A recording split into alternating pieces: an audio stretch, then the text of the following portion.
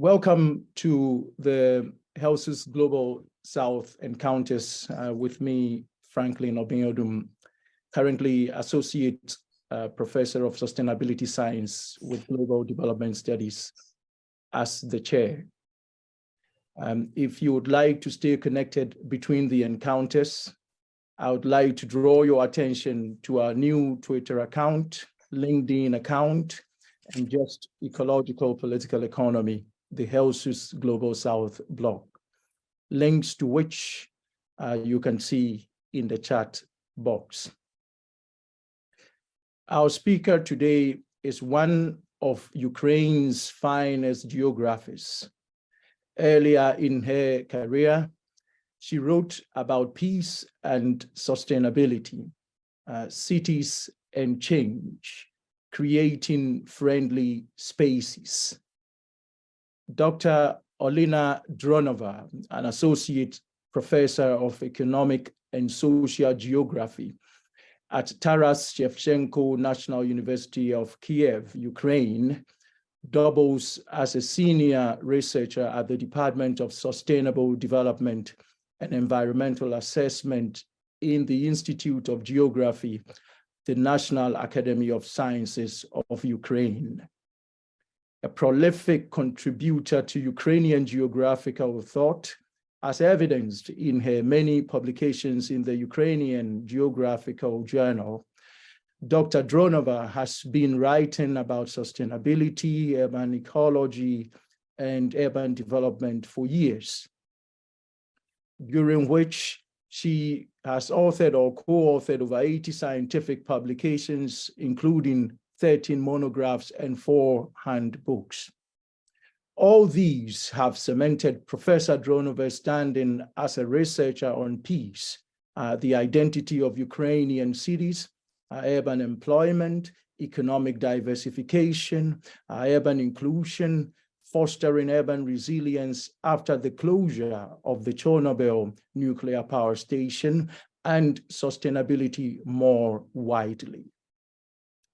If something concerned her most, it was the rapid threat of unequal and hierarchical urban development unleashed on Kyiv by global forces, what she once called neoliberal globalization. It amplifies dark corners, highways, and markets, which people in Kyiv dislike, and diminish green spaces, cultural heritage, and spaces of social interaction, which residents greatly favor, according to studies conducted by Dronova and her colleagues. In her paper entitled Development Directions of Ukraine According to Different Globalization Scenarios, and published in the Ukrainian Geographical Journal, she wrote, and I quote, "The prospects for the development of Ukraine and its regions are detailed according to the 4 very different potential scenarios: globalization, polarization, islandization, and commonization, the most probable symbiosis of globalization and polarization, and the most preferable commonization," unquote. Here, both the rational and emotional, the objective and the subjective impulses of Dr. Dronova clearly exclude a scenario of mass aggression. Her preference is community and solidarity through participatory planning. Indeed, in her standing as a pacifist and a passionate advocate of sustainable peace, which have been recognized both locally and internationally. Locally, she is a member of the Geographical Society of Ukraine and a member of the NGO All Ukrainian Ecological League. Internationally, she is a member of the editorial board of the leading global journal, Environmental Hazards. In the light of Russia's brutal invasion of Ukraine, she has now had to turn around, not only to live, but also to learn, to research cities war, and sustainability. Forced into the furnace of unprecedented aggression, she faces a new imperative, researching urbanism and enemy occupation. A familiar but not an ordinary enemy. It is an Orwellian enemy for which war is peace, freedom is slavery, and ignorance is strength, to quote George Orwell. For this enemy, the Ministry of Truth, concerned with news produced to make people think the opposite of what is true, but also say the opposite of what they think, works closely with the Ministry of Love, focused on removing dissent, the Ministry of Peace, specializing in war, and the Ministry of Plenty, seeking or destroying resources everywhere in a strategic calculus to pursue its mandate of satisfying the economic affairs of the big brother. Formerly concerned more with rapid Western neoliberalism in cities, Dr. Dronova is confronted with a new enemy, a new form of Russian imperialism. At great risk to her life and that of her loved ones and students, Dronova must rethink space and sustainability. But do our current theories of resources in peacetime stand the scrutiny and startling sounds of war? If not, we must theorize. But does geography offer the tools for such theorizing? What can we learn from cities at war? What sustainability is possible, probable, or desirable in war? Choices in these difficult times are fraught: creating friendly cities or fortified cities, Western neoliberalism or Russian imperialism, or is it a fundamentally new, transformative, and autonomous Ukraine born out of resistance and resilience? Only Professor Dronova has the education, dedication, and experience to address these questions. So, ladies and gentlemen and others, to present today's Global South Encounters is Professor Olena Dronova, connecting with us from Ukraine, not from her university office, because that has long been bombed and destroyed, but from elsewhere in Ukraine, details of which we will not disclose for security reasons. Welcome, Professor Dronova. The microphone is yours. Thank you very much, dear Franklin, for such introduction. Thank you very much for inviting me to be a part of such encounters. I'm very excited to be here with you. Dear colleagues, thank you very much for this chance to represent the Ukrainian case in the Global South Encounters.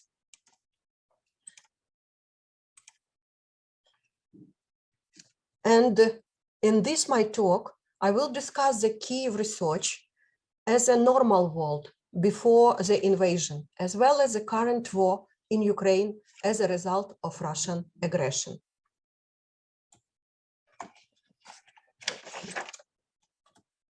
So, Ukraine is the second largest country in Europe by square.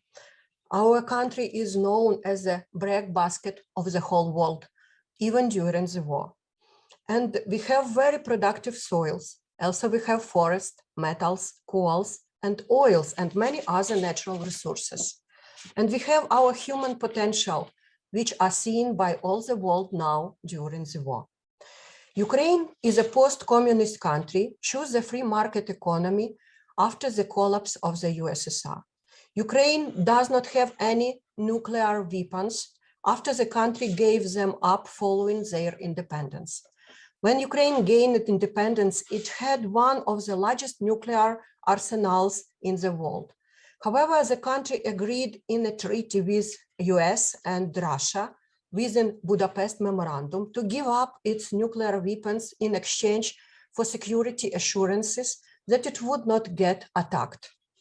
Martial law has been introduced in Ukraine for a year already and more. The world spotlight has turned to Ukraine since Russia directly invaded our sovereign country a year ago on February 24, 2022. But actually the war started from the Russian invasion in Crimea and Donbass in 2014. So the political maps of Europe were drawn with the collapse of the Soviet Union in 1991. Former Soviet republics became independent states and were welcomed as new members of the world political community. However, Russia's invasion started in February 2014, trying to capture the areas in the Donbass and Luhansk regions and the Crimea Peninsula changed the situation.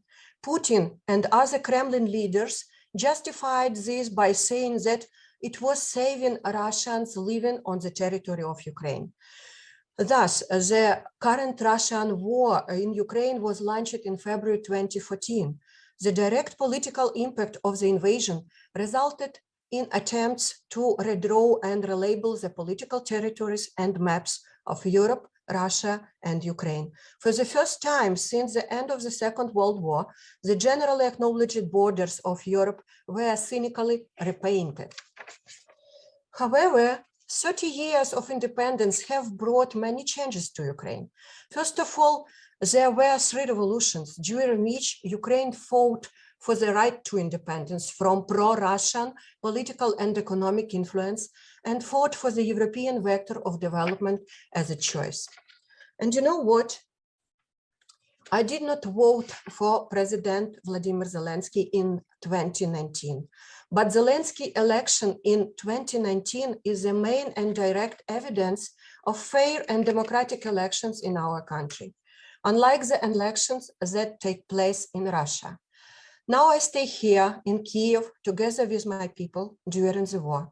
And you know what? Oliver Stone and his conspiracy theory is wrong. Russia portrayed the root cases of this war as a result of internal conflict or USA influence. Russia tried to represent it as a civil war in Ukraine, or something like Nazi political party coming to the power, etc. But I see the people at the Kyiv streets and around the regions. I see my colleagues and students.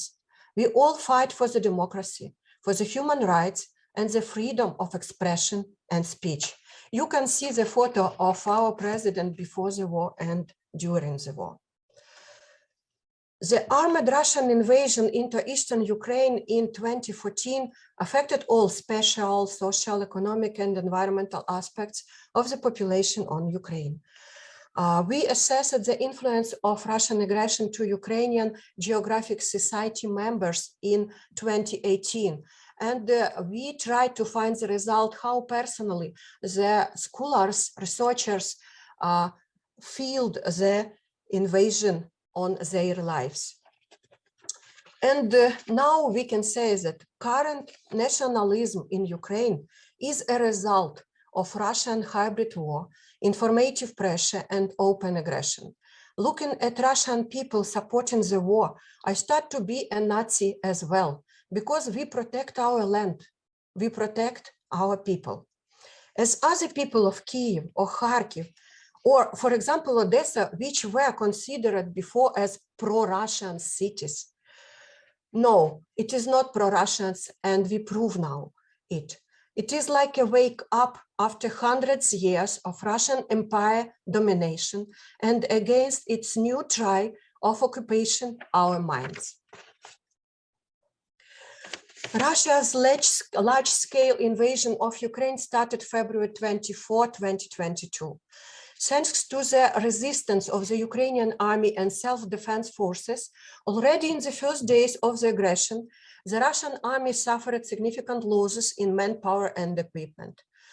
In its recent history, according to international experts, Russia has never suffered such heavy losses in such a short time in the war, in any war. However, the effects of the war are terrible. Till today, the 18% of the territory of Ukraine are occupied by Russia. We received 5,000 missiles fired at Ukrainian cities from Russia. 8 million people left Ukraine as refugees, and it is only official data. 8,000 civilians, people dead for 1 year of war.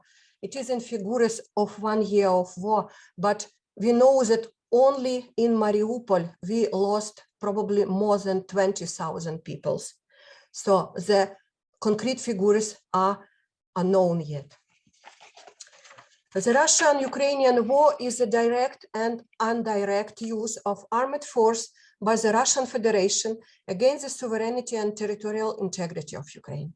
The components of the Russian armed aggression against Ukraine are, firstly, the Russian armed invasion of Crimea in February-March 2014, the war in the East Ukraine, in the Donbas region since April 14, and Russia's large-scale invasion of Ukraine since February 24, 2022.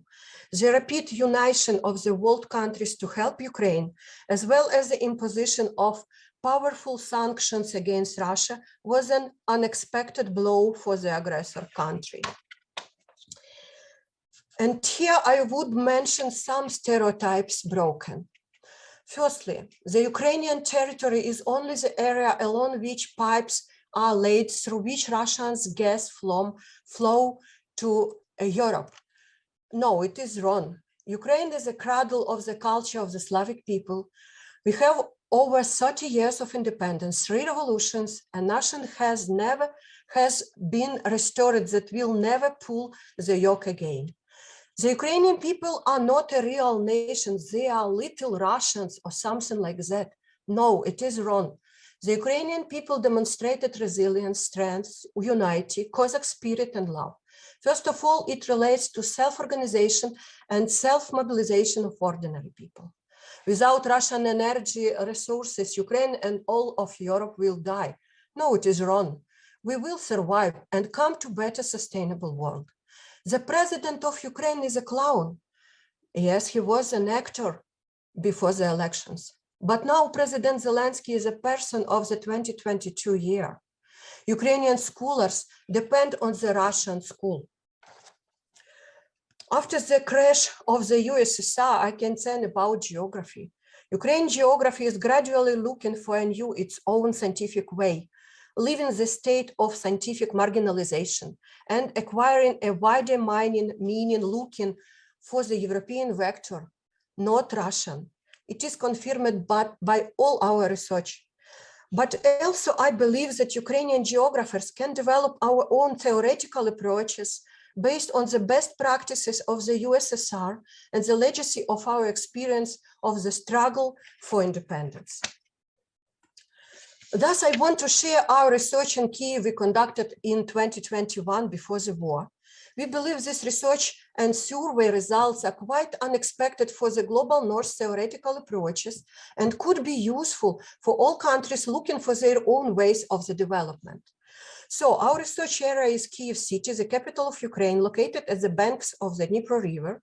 The population is approximately 3.5 million people, and the structure of the population is changed a lot since February 24, 2022, because many Kyivan left the city and the people from eastern parts of Ukraine, from Kharkiv, Donetsk, Luhansk Oblast came here. Our research named Comparing Residents' Perception of Quality of Life in 3 Kyiv neighborhoods was conducted by me and my brilliant co-authors, Diana Homenko and Stanley Debran. And a natural question about which form of urban housing is the best for the local residents arises when making management decisions in the post-Soviet cities. This question is very important in studying Kyiv, where neighborhoods with historical perimeter blocks, detached houses, and Soviet-era high-rises are physically combined in areas that are now actively or chaotically superimposed on the compacted complexes of the neoliberal post-Soviet era. Additional is the question of the interconnection of related processes, how people develop space and how urban forms affect people's lives.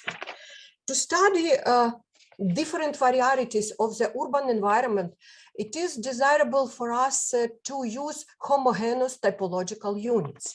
We use the concept of urban morphologies to refer to the complex set of various properties of physical structures and urban space. They relate to the historical and cultural context of property development, construction planning, and its functional purpose and diversity. Urban morphology in general relates to the physical form of settlements. Urban form refers to the main physical elements that structure and shape the city, including streets, squares, blocks, buildings, to name the most important.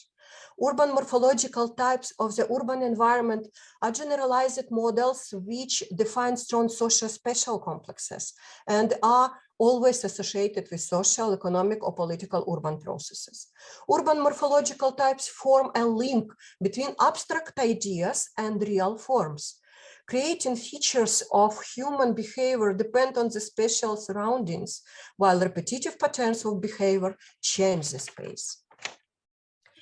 According to global north, urban studies, in terms of the organization of space, time, values, and social interactions, the most attractive urban morphological type is a neighborhood with traditional low-rise, mixed-function perimeter blocks with an active street front, a high level of security, necessary services, and social amenities, and the ability of shops, for example, and active nightlife. Neighborhoods with detached private houses are not considered as comfortable due to a lack of amenities and social activities, and neighborhoods with Soviet high-rises are also not considered comfortable enough due to scattered spaces and the isolation of the upper floors from any active social lives. Back in the 60s of the 20th century in the United States, Lynch was one of the first to study human feelings in the city. In his opinion, the technocratic modernist approach to urban development planning ignored the special temporary complexity and dynamism of urban organisms and led to the anti-humanization of the city. Thus, already in the 1960s, the opinions that modernist functional planning produced inhuman and uninhabited areas was widely formed in the scientific and administrative communities of the North. And the Soviet architect Glazichev confirmed that a dream of the 20th century modernist came true and materialized in the Soviet Union, but it created more problems than successful solutions. And the rejection of functional zoning, which leads to urban space disconnection from a person and the urban sprawl phenomenon, has long been supported by the advocates of new urbanism. Thus, our research goal is to revise how valid these basic theses are regarding the comfort of urban morphological types for capital of Ukraine, for the Kyiv.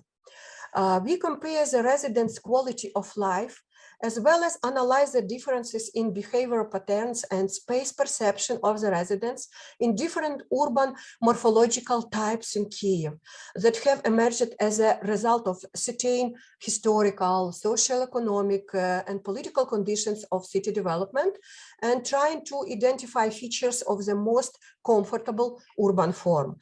And we considered three neighborhoods, different neighborhoods.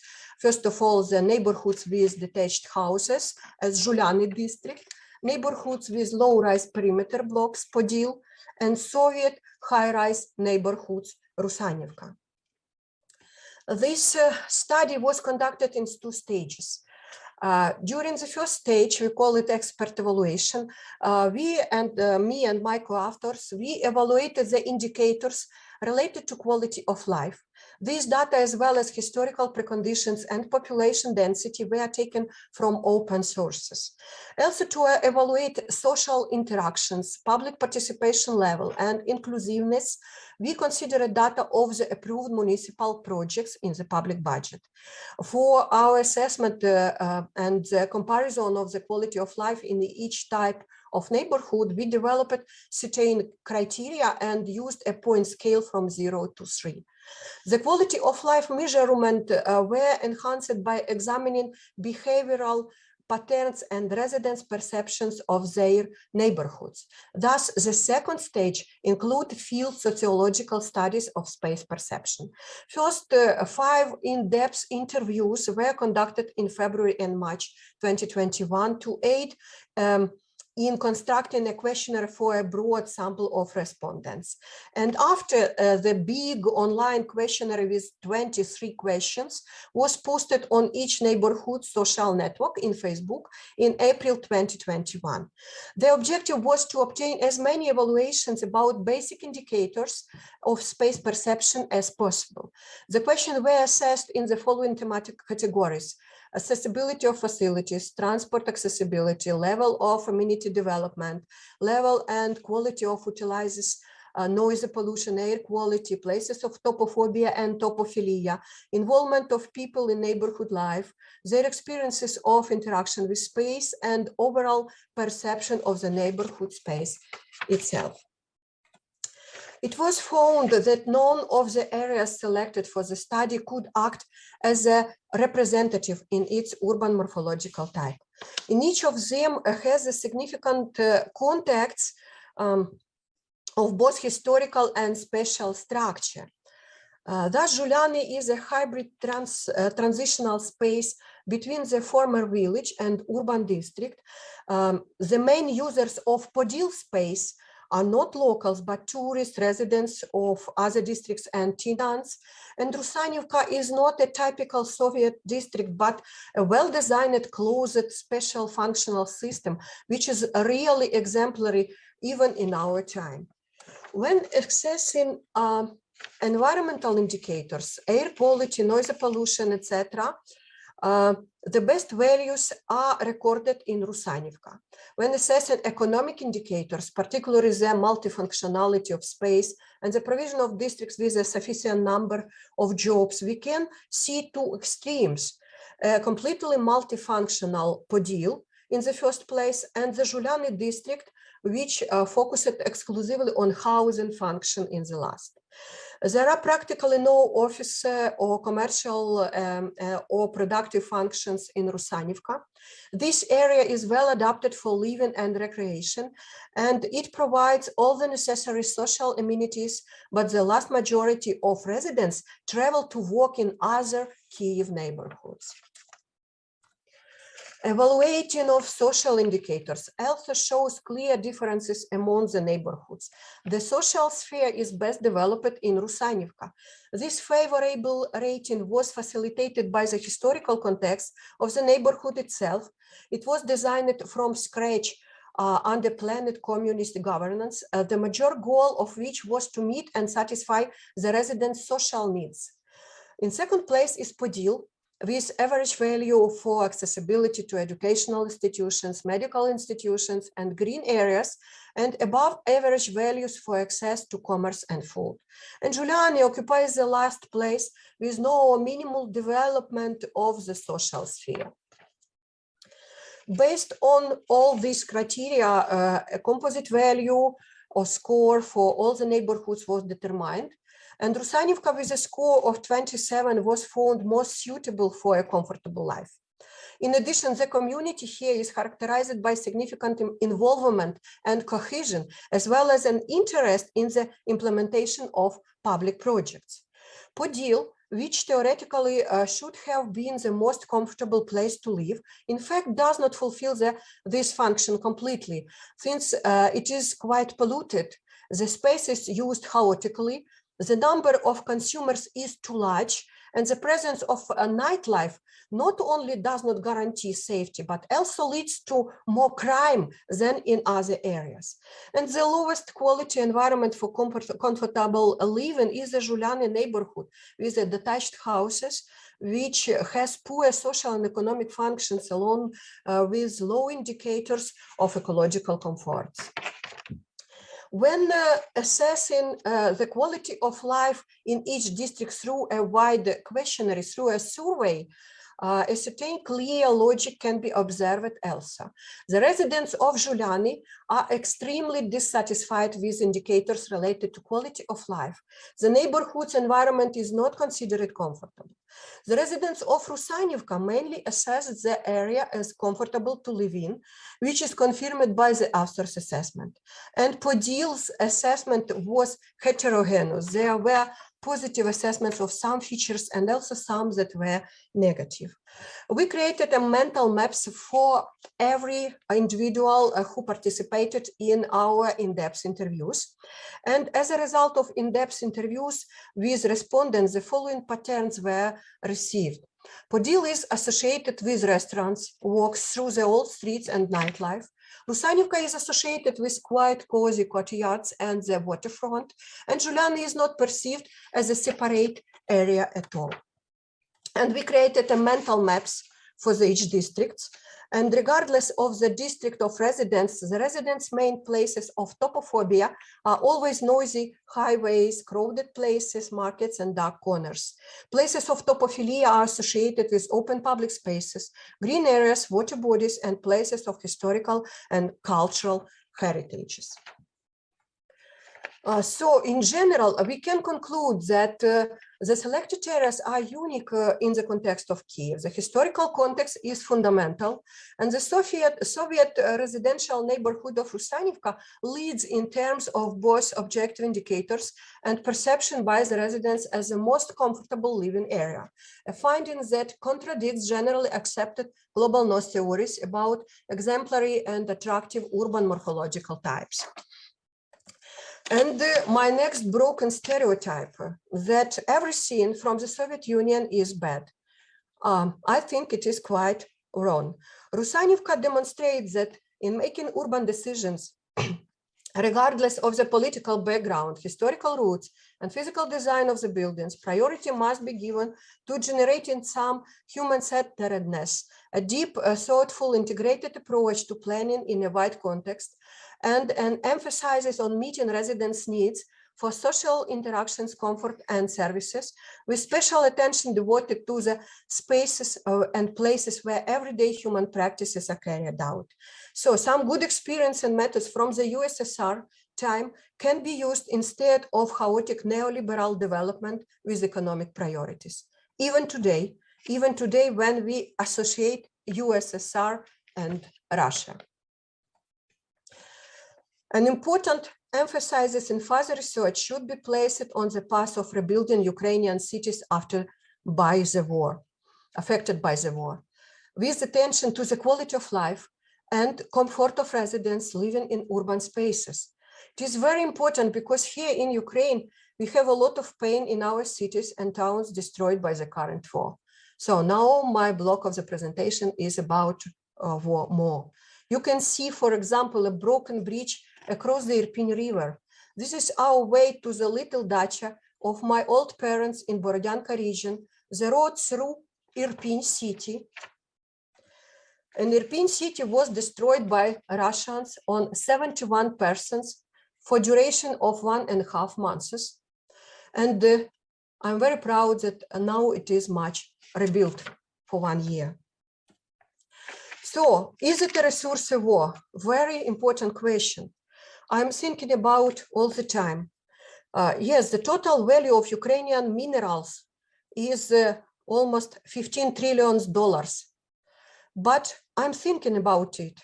And if I could see more clearly the logic of this war as a resource war, it would be easier for me to explain everything that is happening. There would be some rational explanation based on the historical examples to explain all these deaths, all horror, if it can be explained at all. Perhaps then it was not so painful hypothetically. If there was any logic, if the mind could comprehend all this, their motives, grab resources, occupy people, but in such a way as it is now, it is just hard to understand and explain. This is just unreasoned demonism at the level of the whole of Russia, which this war is supported by the 80% of the Russian population. So Russia in its military operation uses the practice of the scorched earth. Russians destroy everything: people, cities, factories, fields, crops, rivers, forests. Donbass is almost completely burned out. Perhaps such results were not foreseen by the Russian leadership at the beginning of the war, when they planned to capture Kyiv in 3 days. But now we understand this is a war to destroy the identity of the Ukrainian nations. Denazification as the main goal of the special operation means Russification. Destroy the Ukrainian language, call all Ukrainians as Russians, or kill us. But even more, Russia does not care about its own resources and destroy Ukrainian ones. Now it is like a dark empire ambitions to win.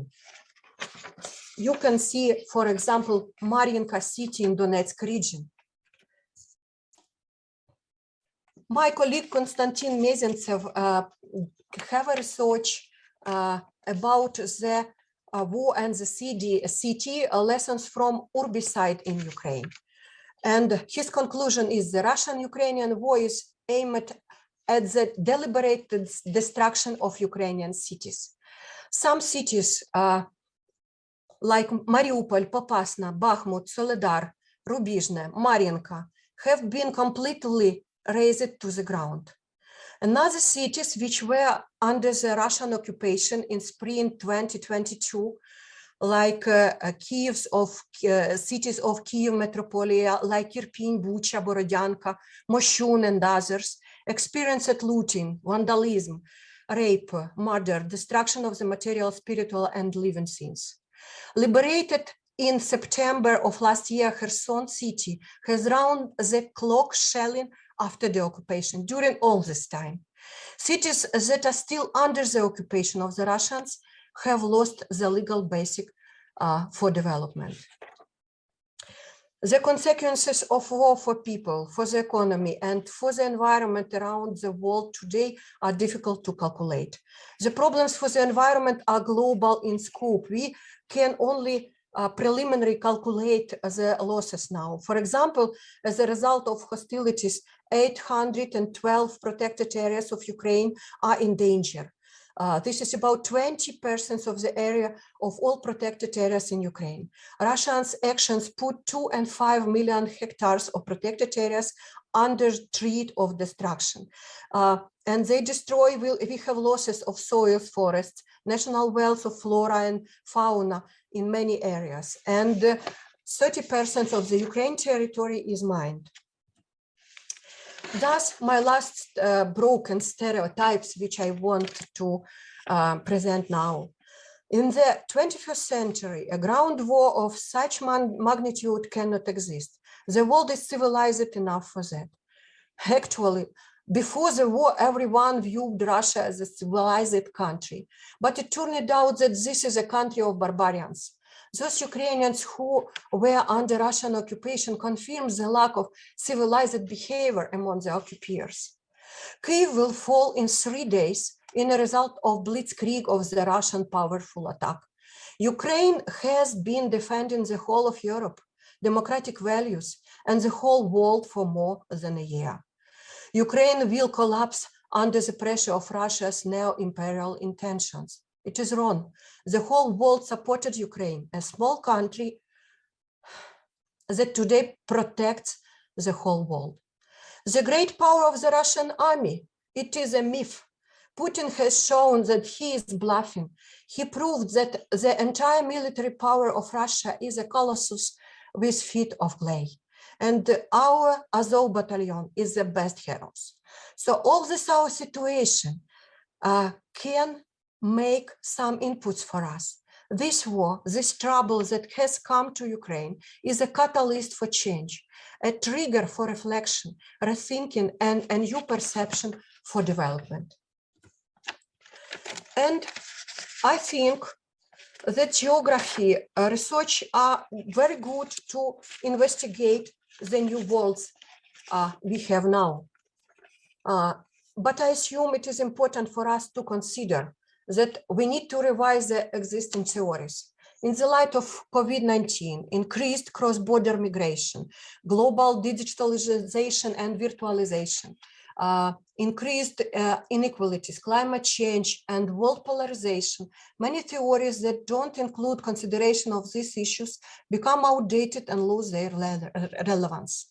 The world is very fragile. We don't know what geopolitical scenarios exist tomorrow. Geopolitical issues and threats must be prioritized for all scientific spheres. And the most important scientific issues are the rights to life of human and other biological beings. Research today must be interdisciplinarily. Spaces and environments that don't unite man and nature don't exist in the world. Scientific research should never stop because the world is multifaceted and constantly changing. The emphasis should be diversified in time and space. And I strongly believe in YAS creating the future. In such young people we teach today. Thank you very much, dear colleagues, for your attention. Thank you. Thank you, Professor Dronova, for a bold and bodacious talk. Your insights on the use of open sources for research, your passionate argument that there's something to learn even from the Soviet era, even from collective systems during that period. Your insight that imperialism is not necessarily inherent in collective economic systems, and that what Ukraine now faces is a visceral, not a resource war. And so we need to take identity seriously in our study of cities and sustainability more widely. I have two questions before I open the floor for colleagues to join in the conversation. If sustainable development is a post-war process, how do we theorize development and sustainability during times of war? And my second question related to that, what sorts of research questions arise for master's thesis students participating in today's Global South encounters? Okay, thank you very much for your questions. What about the sustainability development? I don't think that it is a post-war process. I think we cannot be so weak in our minds and short-sighted as to postpone sustainability development approaches until after the war. We must think and work and provide it now. And now in the time of the war, we must prepare sustainable strategies for our future rebuilt and newly built cities and countryside. And I strongly advocate the idea that it is better to restore destroyed cities and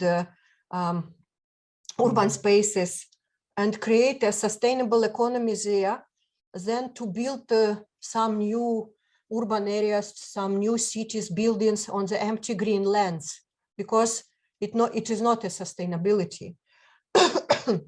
For example, a circular economy approach can help recycle waste from the war and from the destructions. And it is very hard to say about sustainability during the war, because all people in Ukraine now just care about their families, their people, but we all united now to make our people more strong, more smart, more thinkable about environment as well. I think the war is a big trigger for the development of our minds.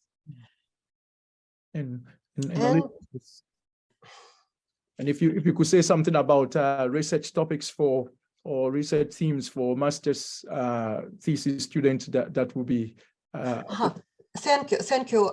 Yes, it is very glad to see many people from different regions, and I think that I would advise students or researchers to look around and find some painful points, find some people most in need, endangered species, acute problems of inequality or the causes of injustice. And everyone will be able to find their own niche, their own place for themselves that will be useful in this very diversified and strange world today to make it better, to make it better. Thank you very much, Olena. The floor is now open for questions and comments.